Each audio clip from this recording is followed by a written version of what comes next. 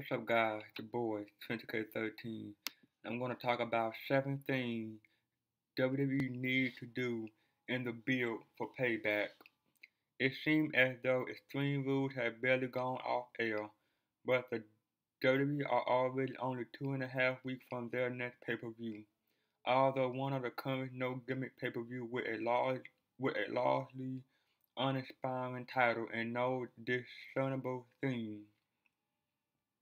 Payback will perform a crucial role in the momentum of the promotion. While WrestleMania 31 was an unquestionable success, against all odds, the WWE seemed to be sliding irreversibly to their annual post-Mania slump. Too often, the company seemed to go on autopilot until SummerSlam, and then again until the Royal Rumble, spending a large part of the year treading water in between big angles. Hopefully this time they are able to break the mold. They certainly look well equipped to do so, with a host of young, motivated stars and a series of existing hot storylines to continue to play with. If Payback pull one out of the bag, the disappointment of last month's Extreme Rules may well be forgotten, and the WWE can continue to run on the energy generation generated by Mania. If not, however, it's difficult to see the booking team recovering from their seemingly yearly funk anytime soon. Here are 7 preparations that could be made to ensure Payback live up to its fragile potential. Number 7. Vacate the Intercontinental Championship.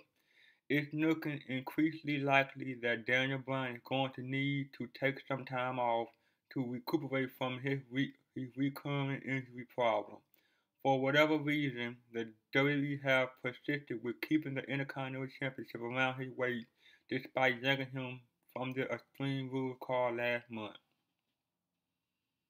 With his appearance limited to sporadic non-wrestling segments and a host of potential champs waiting in the wings, it's surely time for Bryan to once again take a backseat and give up his title in time for a big multi-man match at Payback. It's a huge shame for Daniel Bryan, especially given his history with injury, but will surely do far more good in the long term if he's given time to properly recover. Number 6. Ramp up the New Day heel antics.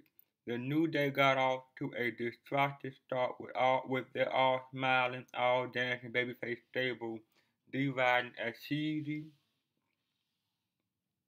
and potentially racist.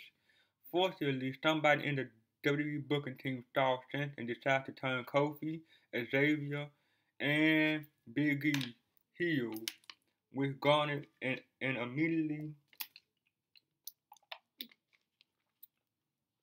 improved reaction and yielded their first tag team championship reign. The best thing for the trio now would be a decent into full-blown heeldom, transform, transforming from petty shooter into the deranged preacher, giving the New Day a Scientology-style makeover with lend a sinister edge to the colorful outfit and overly optimistic outlook. They could become 3 of the most deprived heels on the WWE roster if nudged in the right direction, and certainly have the charisma and in-ring ability to back it up.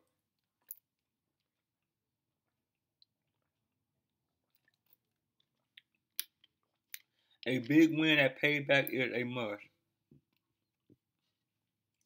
Number 5. Give Barrick a feud. The decision to make Bad News Barrett the winner of the recent network exclusive King of the Ring tournament was an interesting one.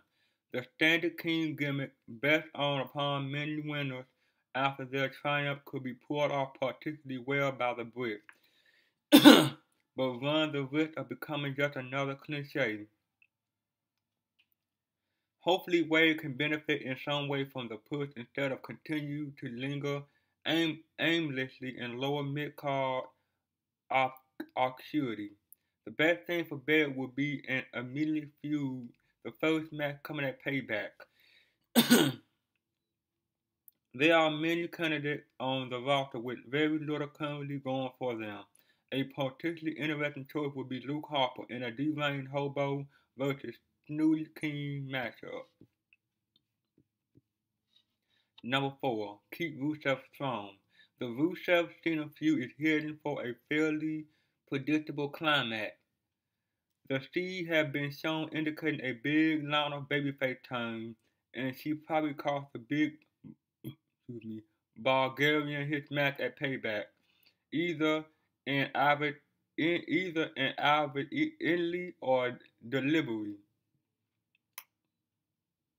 It's a shame that Rusev lost his class with Cena at WrestleMania 31, especially after the strong build he was given. But an average victory looked very unlikely come May 17th. While it may be slightly wishful thinking to expect the WWE to give Rusev a big win, especially in an I Quit match against a man whose entire gimmick is based around the fact he never gives up, he could at least be kept strong before and after Payback.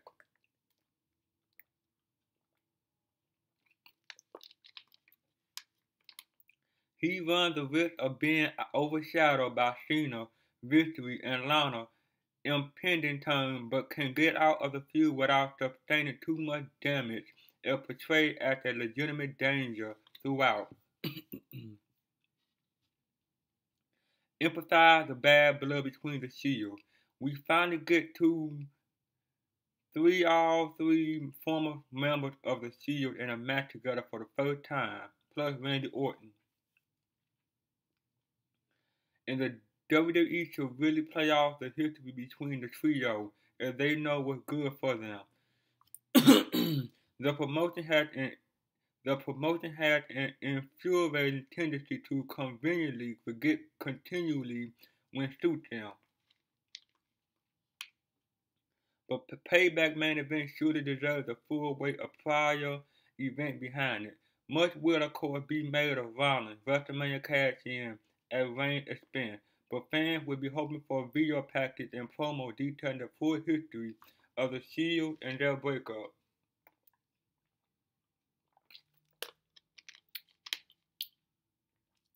It will also be interesting to see a little more interaction between Ambrose and Reigns, given that no bad blood currently seems to exist between the two.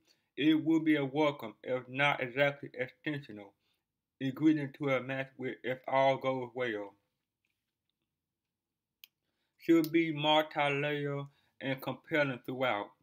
Number 2, but keep Orton relevant too. Hopefully, the decision to include Randy in Payback title match is a result of the WWE saving a huge Shield super threat for the future. His involvement may seem unwelcome to some, but he's nicely even up the admittedly murky face-heel dynamic and gives the senior generation a recognizable figure to cheer for. The danger here is that Orton becomes lost in the shuffle as Rollins, Reigns, and Ambrose snipe at one another in the build-up. Luckily, the Viper seems the perfect sort of character for a role such as this, darting in and out of the confrontation to hit an RKO here and there before sneaking off into the darkness again.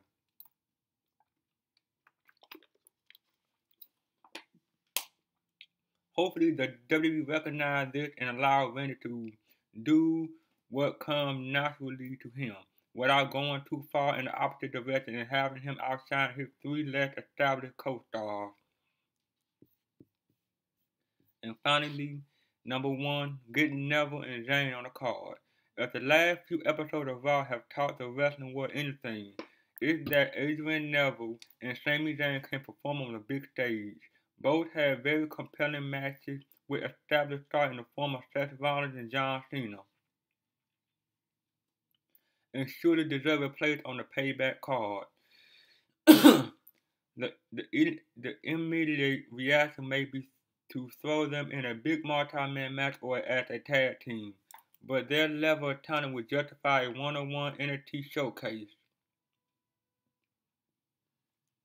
In truth, the cap- the capacity in which Neville and Zayn appear on pay-per-view doesn't matter too much at this stage, as long as they are booked strongly and given sufficient time to shine. Mainstream exposure remains the most important thing. Hopefully, the pair can kick open the door for peers such as Owen, Baylor, and Itami to make a similar impact.